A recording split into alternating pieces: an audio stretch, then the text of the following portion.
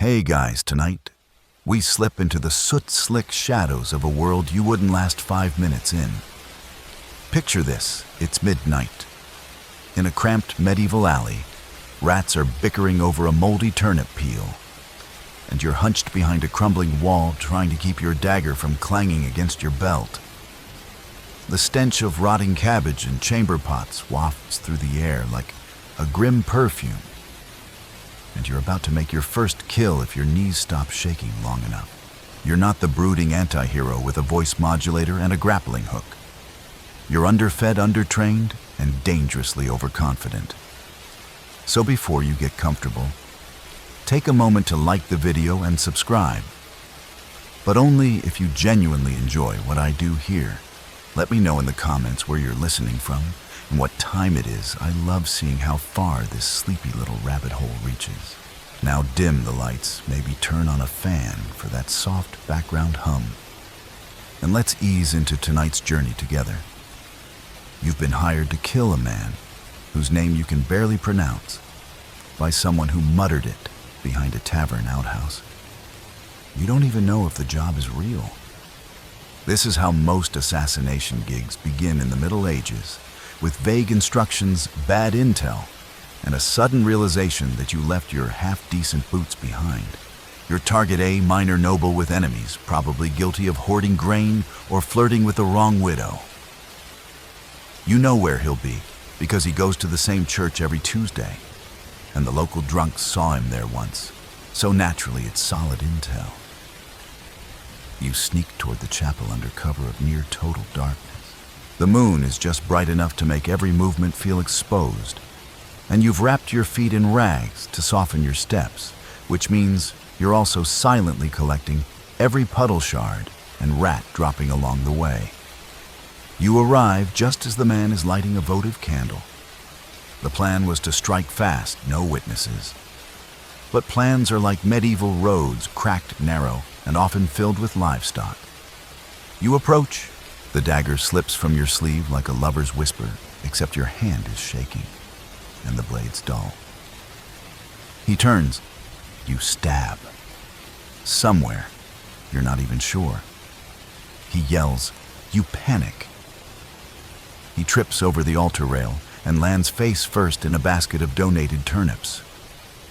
You bolt. Congratulations.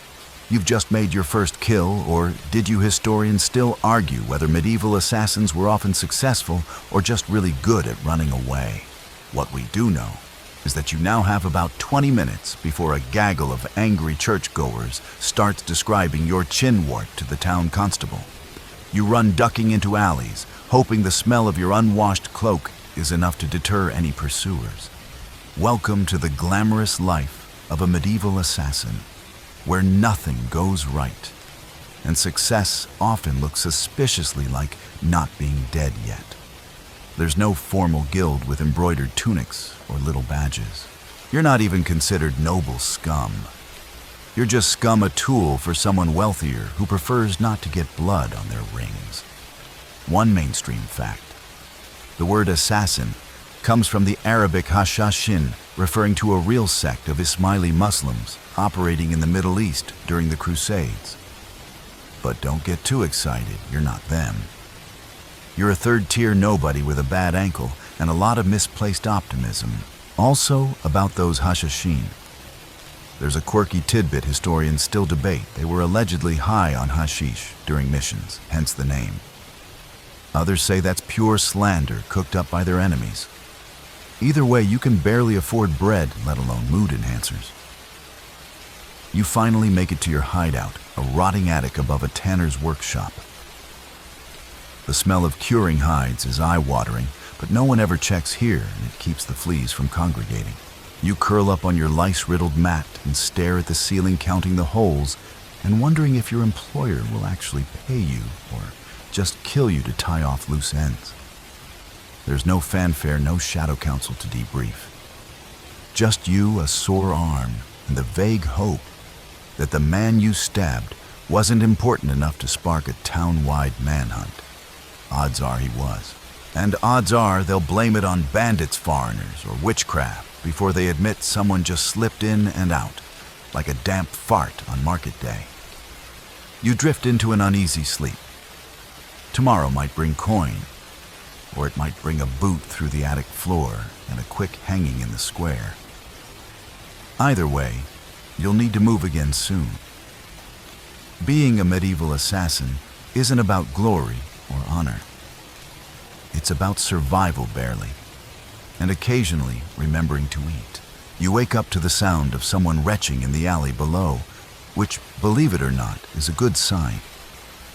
It means the tanner's place still reeks enough to keep visitors away. Sunlight leaks through a gap in the warped ceiling beams, slashing across your face like a judgmental finger.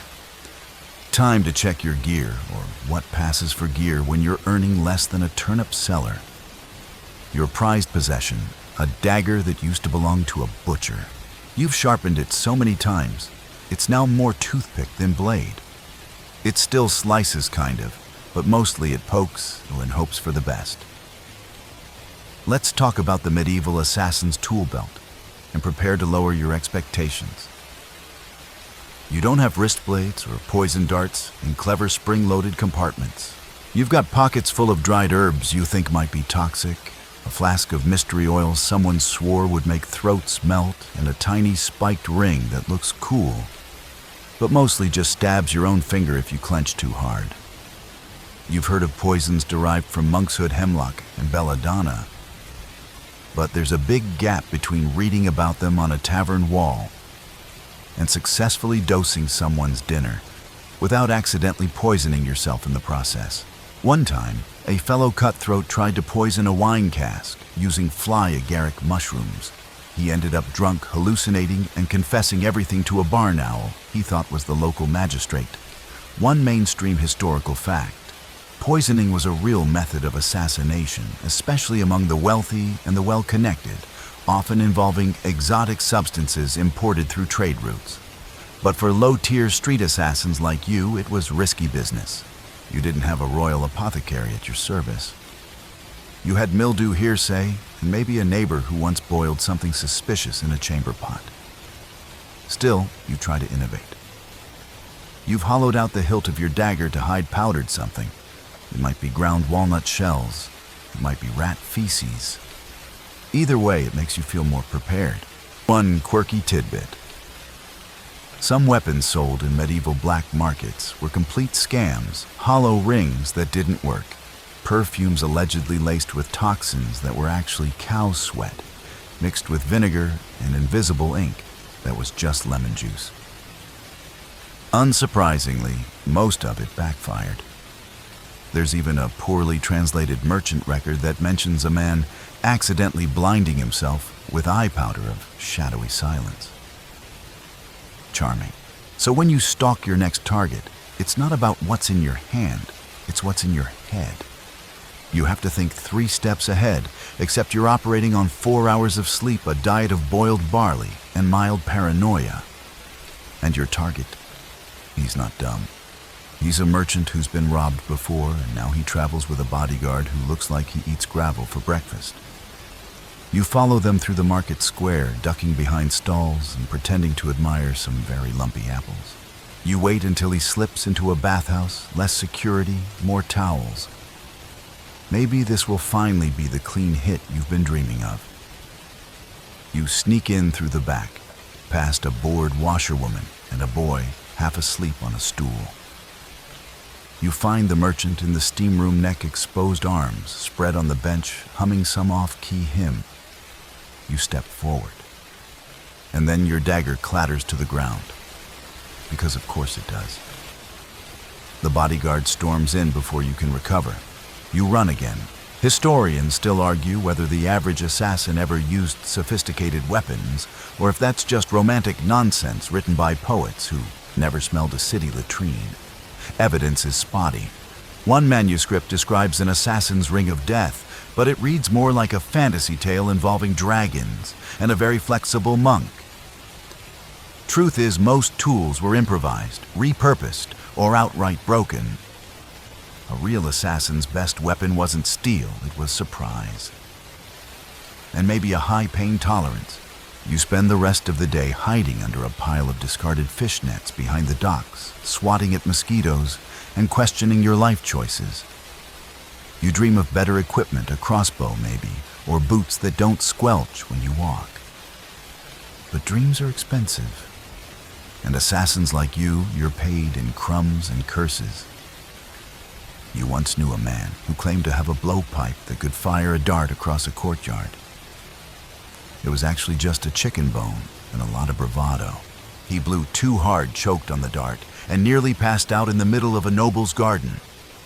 When the sky darkens and the town bell signals curfew, you slink back toward your hideout, wondering if maybe next time you'll just drop a rock from a ledge instead of trying to play the poison game again. You fish the spiked ring from your belt, twist it onto your finger, and pretend it's deadly. It isn't. But it gives you something to believe in.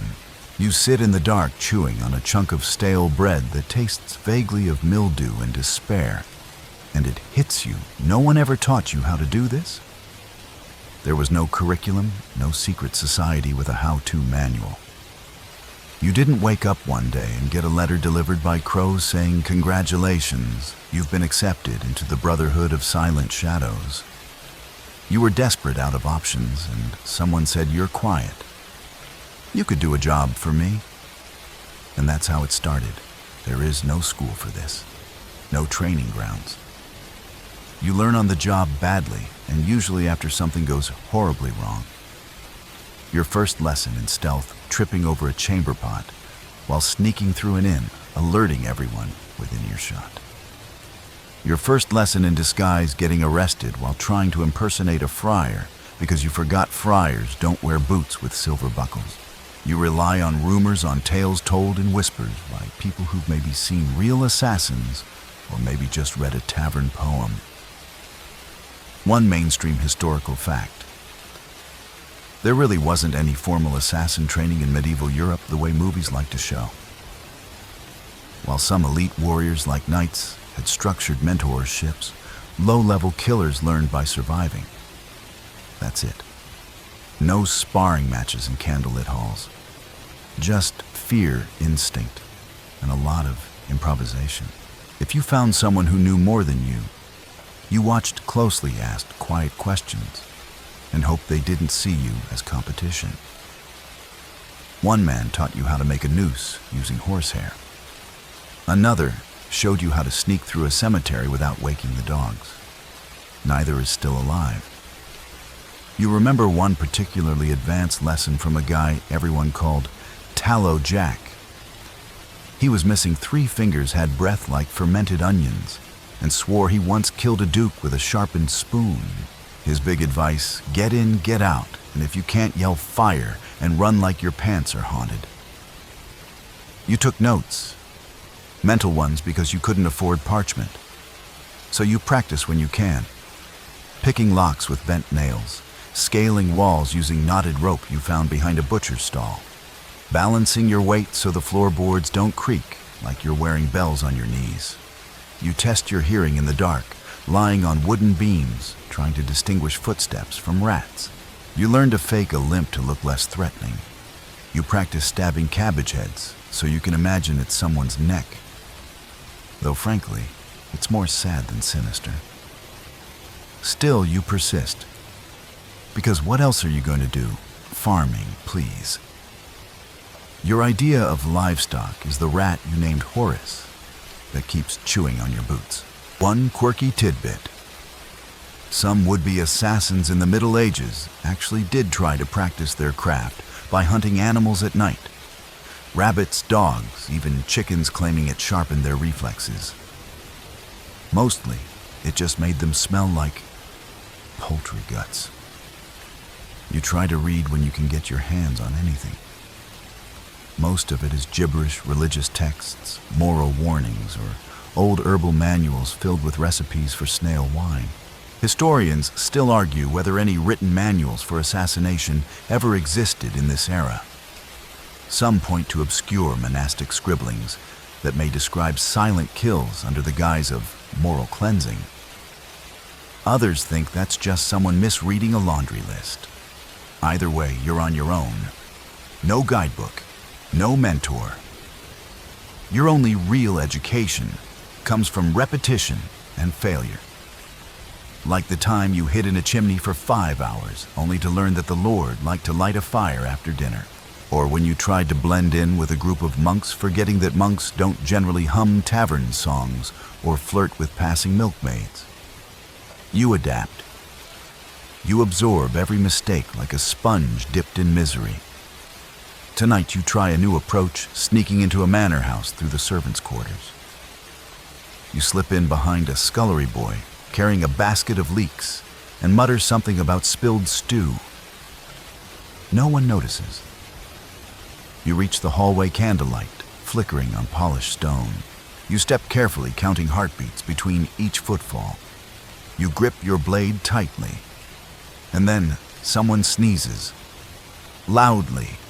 You panic, throw the knife, and hit a suit of armor that comes crashing down in a metallic tantrum. That's lesson number 12. Don't panic throw your only weapon.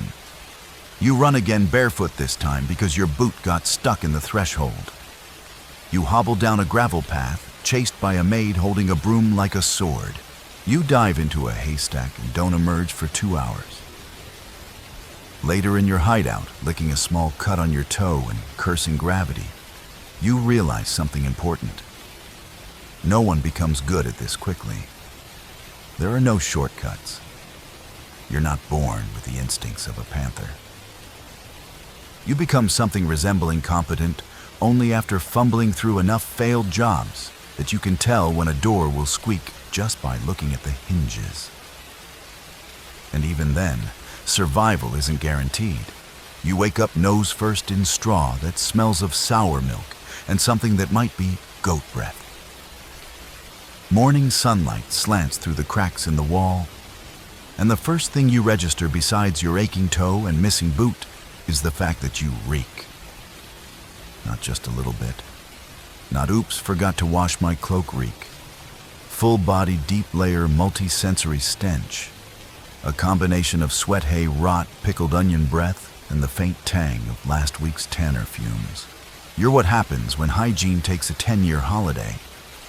Assassins are supposed to be unnoticed, right? Move in silence, vanish like a ghost. Except it's hard to be invisible when people can smell you coming.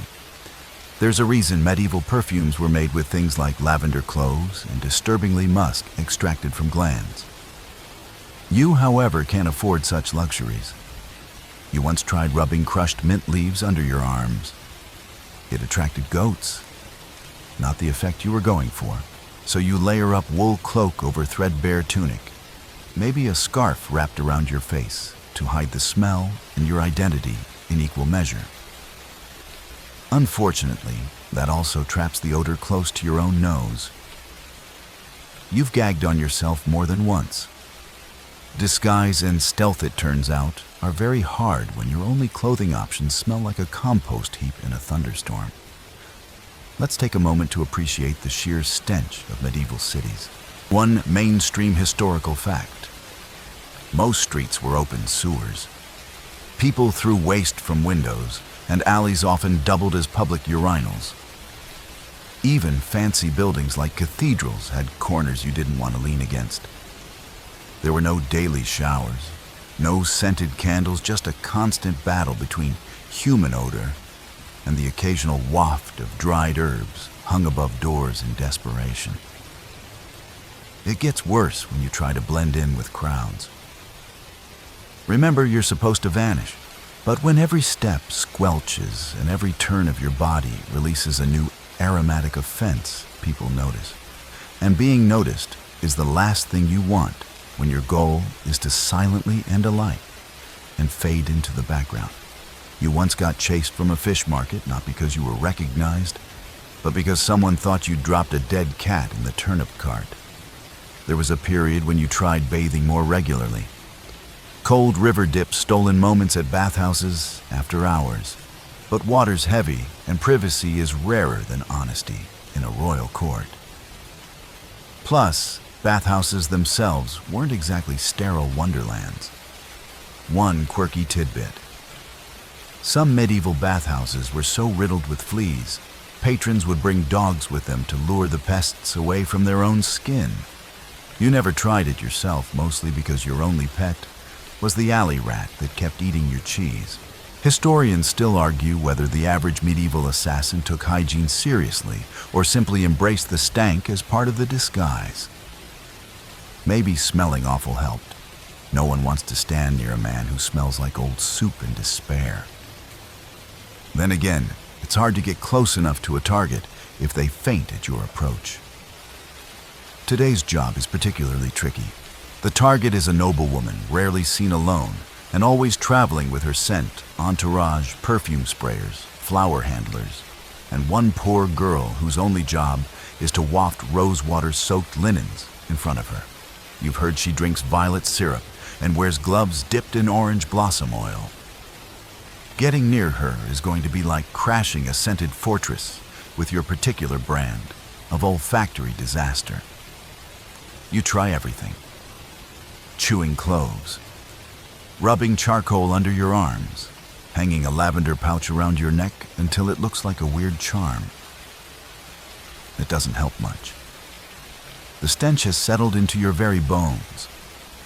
You could probably smoke yourself over a fire for 3 days and still carry notes of fish and failure. Still, you manage to trail her carriage to a chapel where she slips inside to light candles for her family's health. Ironic, really. You sneak in through a side door, holding your breath, heart pounding. You creep closer, blade ready, moving like a shadow through the incense haze.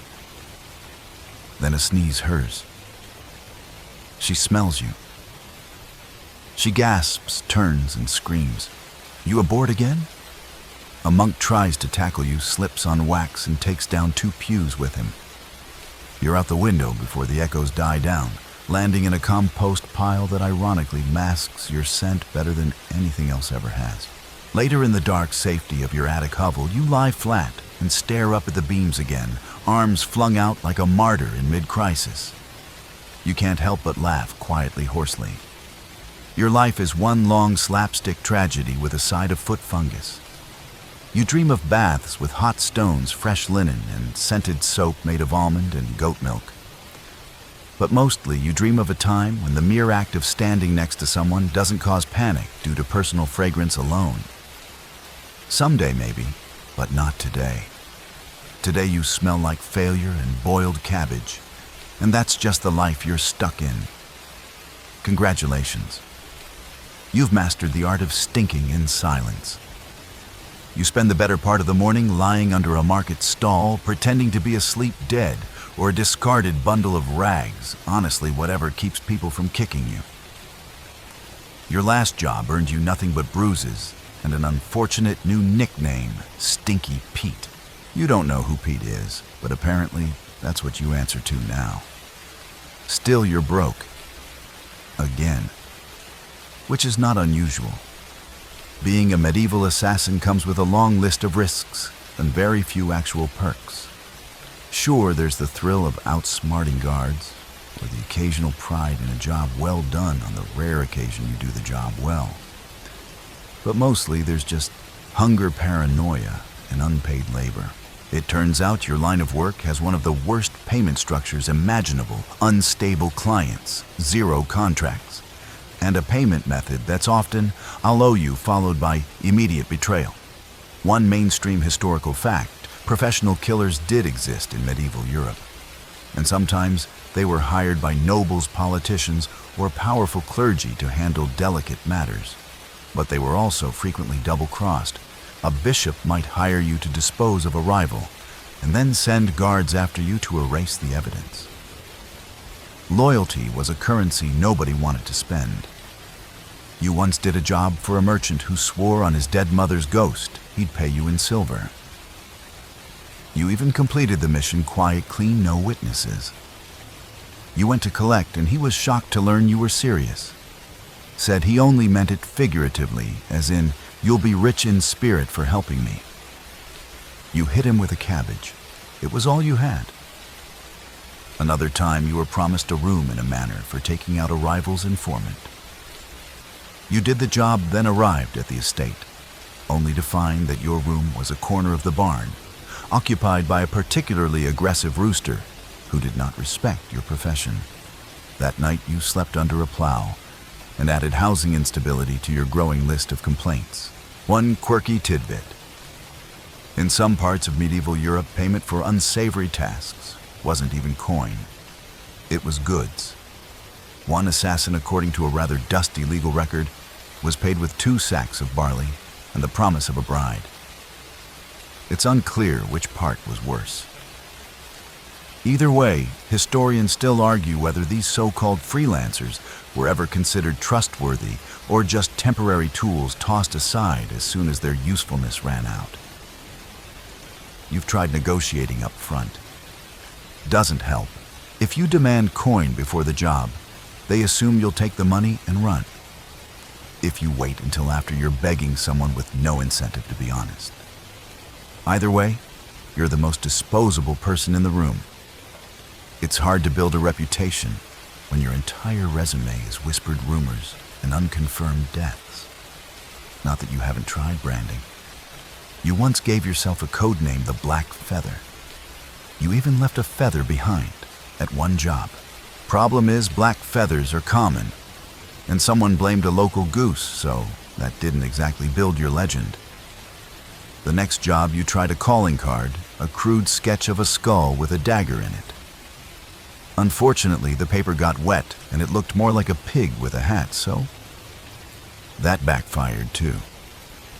You considered forming a guild, maybe teaming up with other low-tier killers, but assassins aren't exactly known for teamwork. One guy, you met an older man with a broken nose and a love of knives, once offered to be your partner. You shared a job. He took the money and vanished. You later saw him pretending to be blind outside a monastery. You didn't bother confronting him. At that point, you were just impressed by the commitment to character work. So here you are again, nursing a twisted ankle and a hunger headache, wondering if your next job will finally pay enough to buy new boots, or if you'll be settling for another half-eaten onion roll from the baker's trash heap. You hear rumors of a nobleman who's looking for a quiet solution to a family inheritance dispute. The offer sounds too good to be true, because it definitely is, but you're desperate enough to inquire. The contact is a greasy-haired man in a velvet doublet who smells of mothballs and deceit. He gives you a name, a location, and a bag that clinks. Actual coin, you nearly cry. You nod solemnly, pretending this isn't the first time in months someone's paid up front. You pocket the money and immediately spend half of it on a hot bowl of stew and a pair of gloves that don't have holes in the fingertips. Luxury. You stake out the target's house for 3 days. You learn his habits, study his guards, and plot your moment. When it comes, it's clean, quiet. You slip in through the pantry, wait behind the wine barrels, and end it with one swift motion. No screams, no chaos. You're out before anyone notices the stillness. It feels almost professional. Later, you return to the greasy contact to confirm the job's done. He smiles, offers you a bonus for your efficiency, and wait for it draws a dagger. Of course. You duck just in time, grab a candlestick, and knock him into the fireplace. You don't kill him.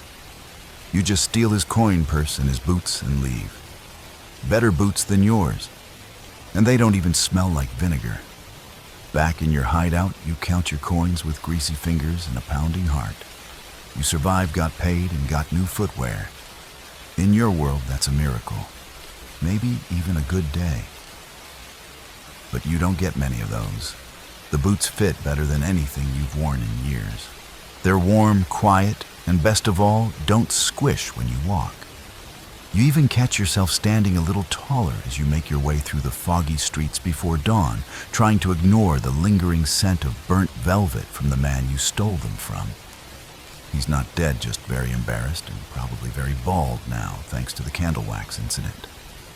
Either way, your boots are your prize, and they've become part of your newfound confidence. You even start to believe for one delusional moment that you might actually be getting the hang of this assassin thing. that feeling lasts precisely until your next job. It sounds simple. Eliminate a minor noble known for extorting local farmers. No guards, no fortifications, no ceremonial armor. Just a fat man in his 50s with a big mouth and a bigger appetite. Easy, right? You track his routine for 2 days. He strolls through the orchard behind his estate every evening, stuffing his face with pears and muttering about taxes. You pick a spot. You wait. When he finally ambles close enough, you lunge. And that's when he swings around and smacks you in the face with a walking stick. Turns out this noble isn't just a blowhard. He's a retired captain from the old wars. Before you can recover, he's grabbed you by the collar, twisted your wrist, and slammed you into a tree trunk, hard enough to make your ears ring. You wriggle free, leaving behind a chunk of your cloak, and stumble back into the woods as he bellows curses that echo through the branches. So much for the easy kill. One mainstream historical fact: many nobles, even minor ones, were trained in basic combat. Dueling, hunting, and battlefield command were part of their upbringing, especially if they served in campaigns or border skirmishes. Killing one wasn't always the clean, silent act it's portrayed as. They could fight back, and sometimes they were better at it than you. Back at your hideout, bruised and humiliated, you lick your wounds and reevaluate your life choices. This is a recurring theme. You remember one job where the target, a seemingly frail old scholar, turned out to have a crossbow mounted under his writing desk. You'd barely stepped inside when the bolt zipped past your head and embedded itself in the wall with a thunk that still echoes in your memory.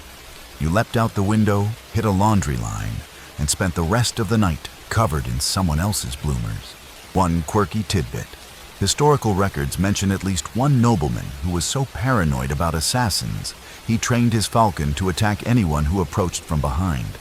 Historians still argue whether that actually worked, or if the falcon just stole people's hats, but either way, it gives you ideas.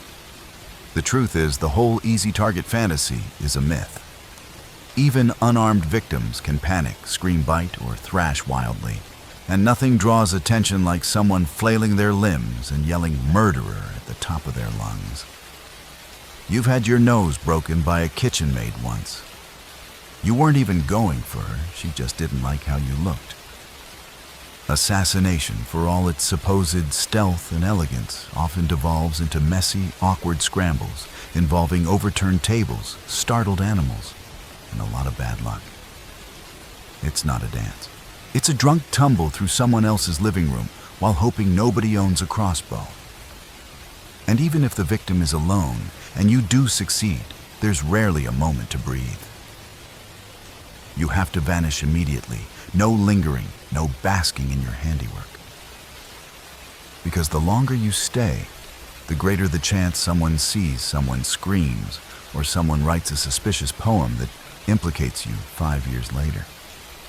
You once finished a job and paused just long enough to wipe the blood from your blade, only to hear a child's voice from the shadows say, "That's not how Daddy sleeps." You ran so fast you dropped your dagger and your last apple. You still miss that apple. So you start changing your methods. Less direct confrontation, more trickery. You poison wine, not people. You rig stairs with oil instead of daggers to the throat. One time you disguised yourself as a bell ringer and sabotaged the rope, so it fell at precisely the right moment. Pure luck, but it worked. Mostly. The man broke his leg instead of dying, but he moved away after that, which technically counts as a win in your book. You learn to wait longer, hide better, and think twice before assuming anyone is helpless. That guard napping under the archway, light sleeper. That old woman sweeping the courtyard, sharp eyes, sharper tongue. That donkey near the tavern kicked you in the thigh when you tried to sneak past. You never trusted animals after that. The worst, though, is when a job spirals into something theatrical. Like the time you tried to poison a lord's stew only to find out he'd given it to a guest. The guest collapsed into his plate, the servant screamed, and the entire manor locked down. You ended up trapped in a pantry with a very judgmental chicken eating pickled onions and contemplating your sins for 13 hours. Eventually, the guest survived. Turns out you'd used the wrong dosage. You swore off poisons for a while after that. Not because of guilt, though, maybe a little, but mostly because you were still burping onions for 3 days. So yes, your targets fight back. They scream, punch, flee. Or in one case, quote scripture at you so aggressively you backed away on instinct. It's never smooth, never clean. And the more you do it, the more you realize that survival doesn't depend on strength or speed. It depends on expecting the chaos and learning to dance with it. If only that dance didn't involve so many bruises. Your boots are scuffed now. The left one has a loose sole, and the right creaks when you shift your weight, which is a real problem when you're supposed to be silent as mist. You try stuffing moss into the heel to muffle the sound, but now it squelches with every step, and you leave a faint green trail on polished floors. Not ideal.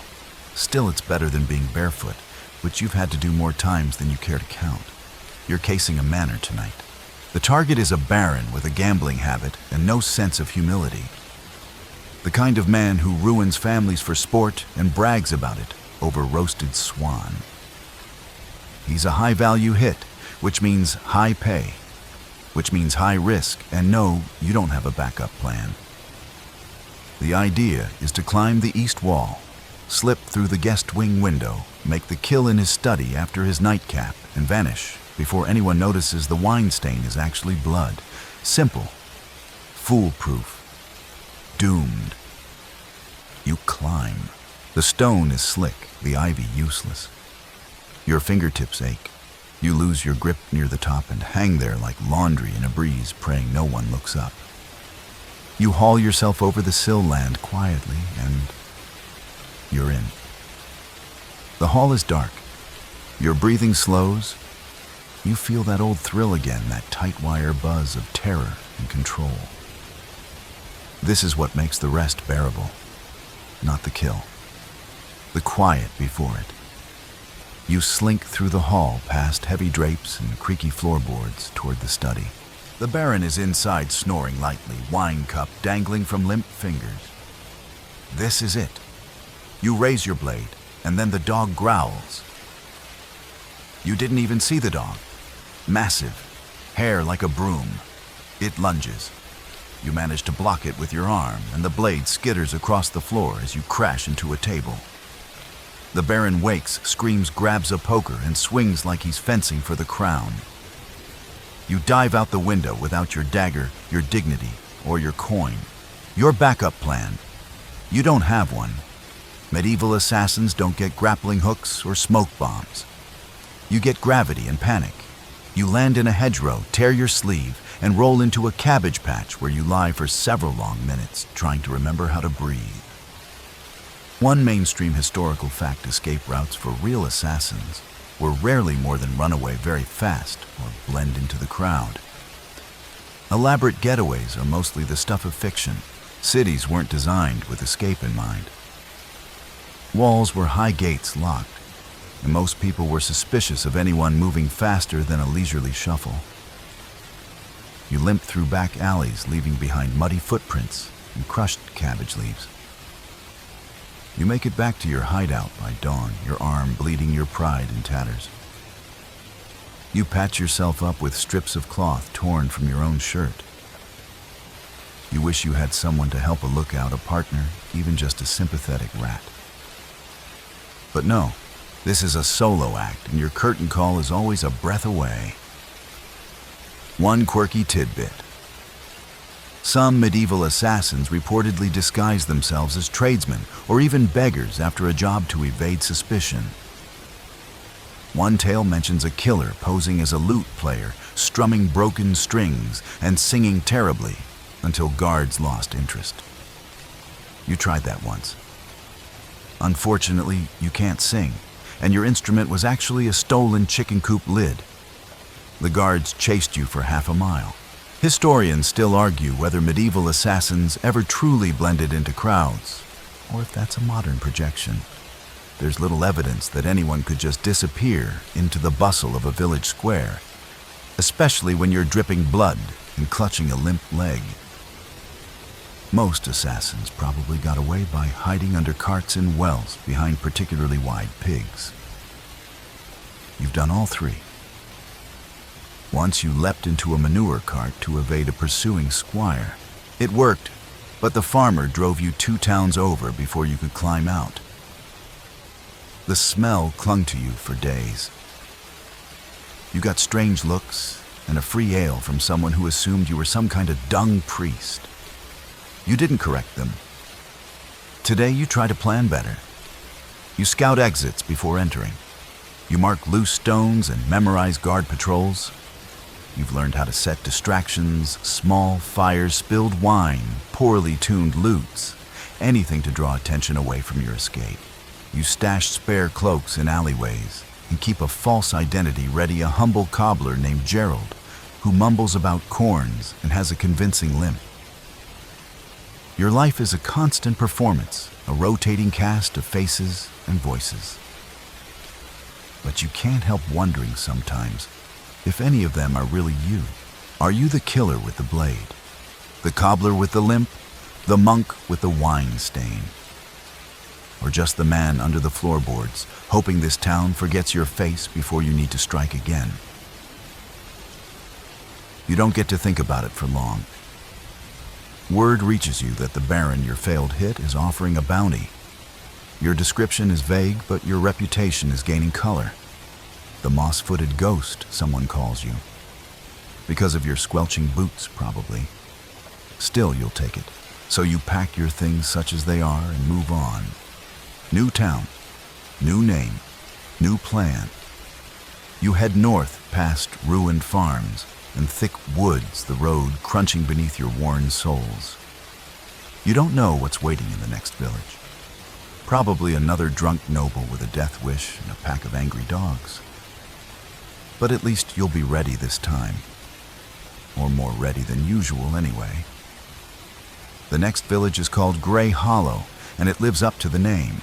Everything is damp, slightly crooked, and vaguely sad-looking, like a town that gave up on ambition and decided to lean into mildew instead. You pass a group of children kicking a bladder around like a ball, and one of them points at you and yells, "It's the ghost man." You nod politely and keep walking. Word travels fast, faster than you do sometimes. You rent a corner of an attic from a woman with 2 teeth and a suspicious cough. She gives you a ratty blanket and one rule: no blood on the floorboards. Fair enough. You make a mental note to sleep lightly and keep your knife within reach. Not that you have many options. The coin from your last job is dwindling. You've eaten nothing but stale bread and boiled leek water for 2 days. If an opportunity doesn't show up soon, you'll have to start robbing turnip carts again, and that didn't end well last time. A reminder, farmers carry pitchforks. Then it comes an offer whispered over cider in the back of a tavern that smells like burnt onions and wet wood. A pale, jittery man in a faded cloak leans in and says a name you recognize. A man tied to a notorious religious order. Dangerous, powerful, surrounded by zealots. The job: kill him during a procession, broad daylight, surrounded by robed guards who think martyrdom is a career path.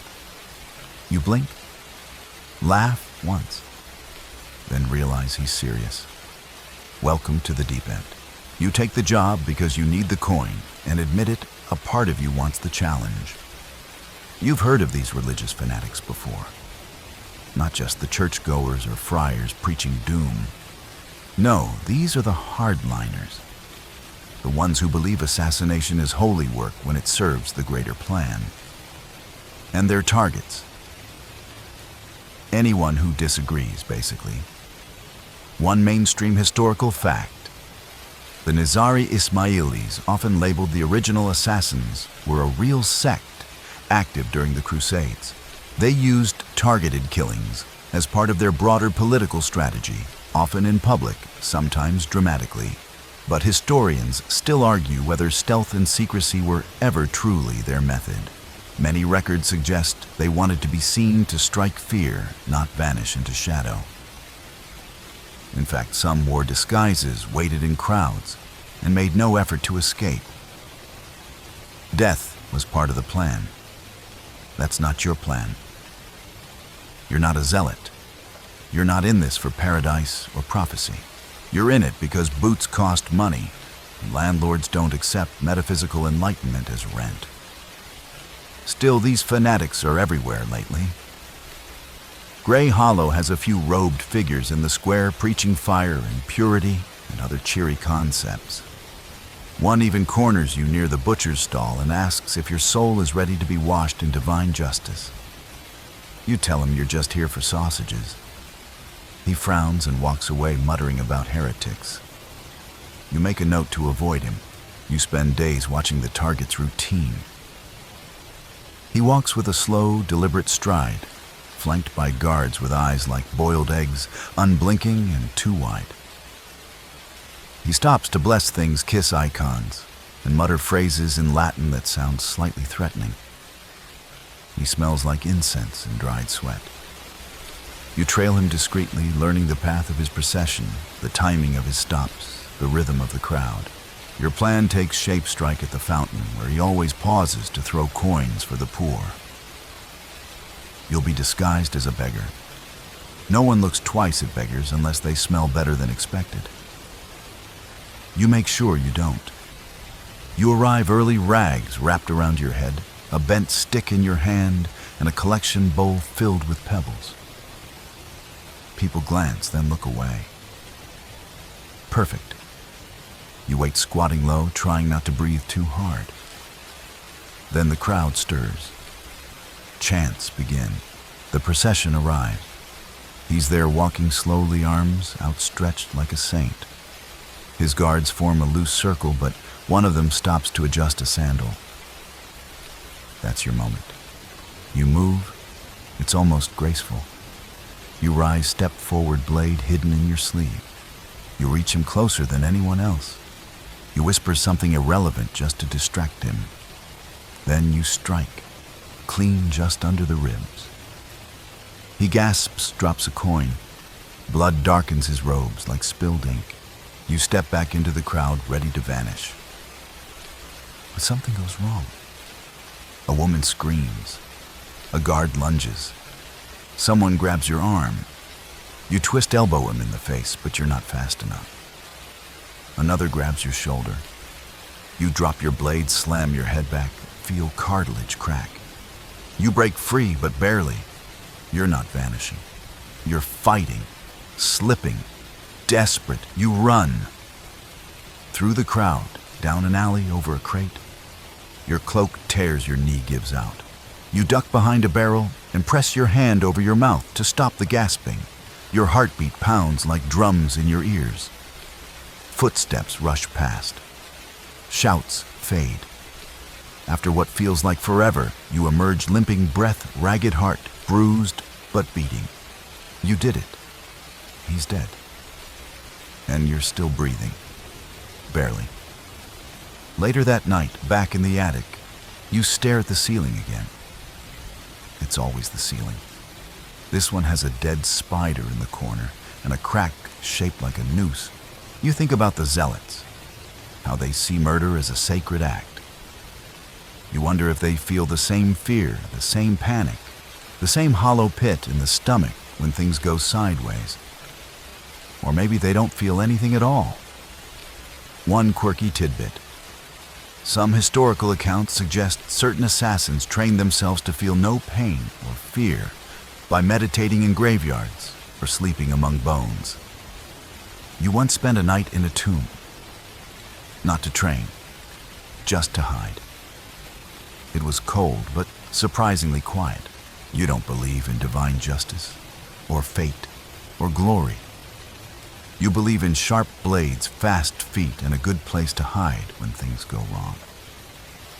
But tonight, at least, the job is done, and you're still alive. You lie awake long after the village bells toll midnight. listening to the wind push through the shutters like a breath that never ends.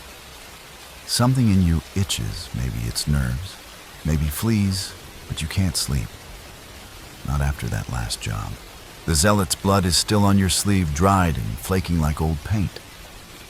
You could wash it, but that would mean finding clean water, which is always harder than finding sin in a bishop's wardrobe. Word's gotten around, of course. It always does. People talk. They say a shadow struck the procession. They say a ghost moved through the crowd. They say it was a message from the heavens. You know better. It was just you, sweaty and underfed, nearly tripping on a loose cobblestone as you made your escape. Now things feel different. The town watches you more closely. You catch glances from behind shuttered windows, whispered conversations that stop when you enter the room. You used to be forgettable. You liked being forgettable. But fame, however small, however accidental, is the worst enemy a man in your profession can have. Especially when people start seeing you as something mythic, one mainstream historical fact. Many known assassins in the medieval world became infamous after a single high-profile killing, even if they tried to vanish. Word spread through merchant caravans, church records, or terrified nobles. One name, one deed could follow a man for years, even across kingdoms. And often that recognition was the beginning of the end. So you start sleeping in different places. A hayloft one night, the hollow behind the baker's shed the next. You adopt a new limp, grow your beard. Speak in a fake accent that makes you sound like you've taken one too many knocks to the head. You tell people your name is Rollo. You don't like the name Rollo, but it'll do for now. And then, like a drunk monk at a wine cellar door, fate knocks again. Another job. This one's different. There's no whisper in a tavern, no scribbled note under your door. Instead, a hooded man corners you at the edge of the woods, just as you're relieving yourself near a tree. He doesn't flinch. Just stands there like he's stepped out of a dream you didn't ask to have. He speaks your old name, not Rollo, not Ghost. The real one. The name you haven't heard in years. The name you barely remember saying out loud. He offers you a job with no explanation, no target, just a location, a crumbling castle in the hills 3 nights from now, and a promise that someone very important will be there. You're to make sure they don't leave. You ask who it is. He smiles. You'll know. He drops a purse of coins at your feet and vanishes into the trees, like he was never there. You look at the money. Real silver. Enough to feed you for months. Enough to get new boots, or out of this godforsaken profession. You should say no. You don't. Because part of you wants to know who he meant. Because part of you is tired of running from the next bowl of soup. And because if someone knows your real name, the only way forward might be to erase them before they speak it again. You make the journey in silence through fog-covered hills and forests so quiet, it feels like the trees are watching. The castle is real more ruin than fortress overgrown with ivy, its stone walls slouching like an old drunk on a stool. No guards, no torches, just one flickering light behind a cracked shutter. You wait, and then they arrive. A caravan of riders, cloaked figures, in a single enclosed carriage with wheels that creak like dying mice. You crouch behind a wall and count them 8, maybe 9 guards. One of them hums. Another talks to himself. None of them notice the gap in the outer wall you found earlier. You're in belly to the floor, dagger in hand, breath held. Inside, it's almost too quiet. You slip through the hall past rooms filled with broken furniture and faded tapestries. In the main chamber, under a rotting beam, a man sits. Alone. His back to the door. Hair silver, posture regal. He speaks before you move. I was told you'd come. You pause. He doesn't turn. I've read about you. He continues. They call you many things. I wanted to see which were true. You're silent. He looks over his shoulder. His face is pale tired. Familiar. Too familiar. And that's when it hits you. This man was once a lord in the capital. You remember his trial. You remember the bodies they found under his estate, though the details were hushed. He vanished before he could be executed. And now he's here, waiting. Do it, he says quietly. End it. No begging, no fight. He's already surrendered. You move closer.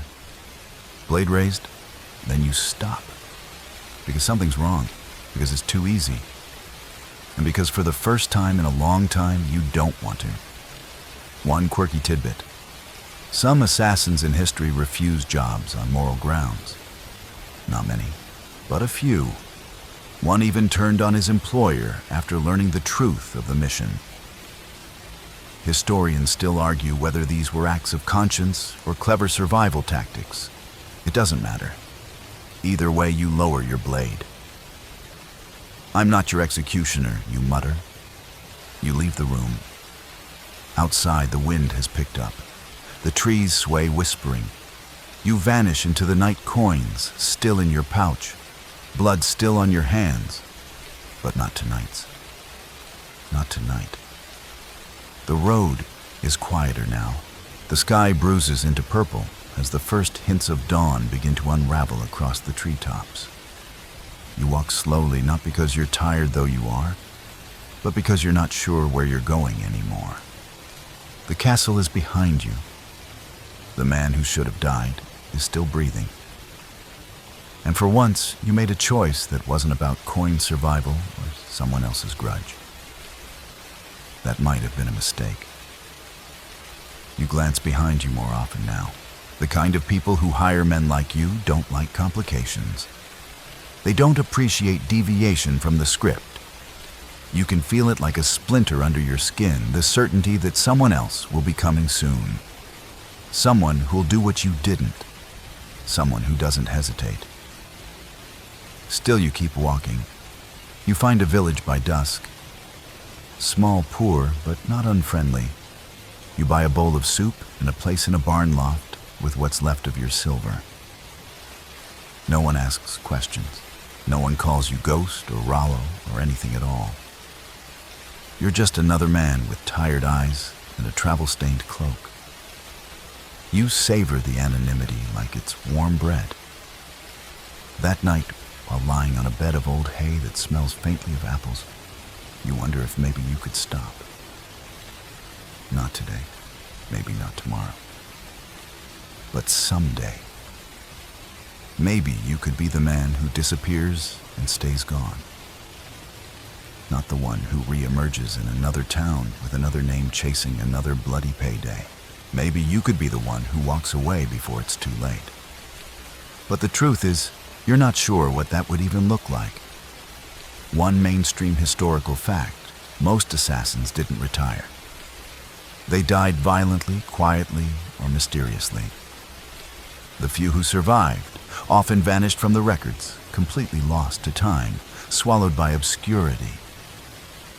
Historians still argue whether those men found peace or just better hiding places. You've thought about it starting over. Maybe as a carpenter, you're good with tools after all, or a traveling monk mumbling fake proverbs and doling out vague blessings. It would be easier than pretending to be a noble or a merchant. People don't question monks. They just nod and toss them bread.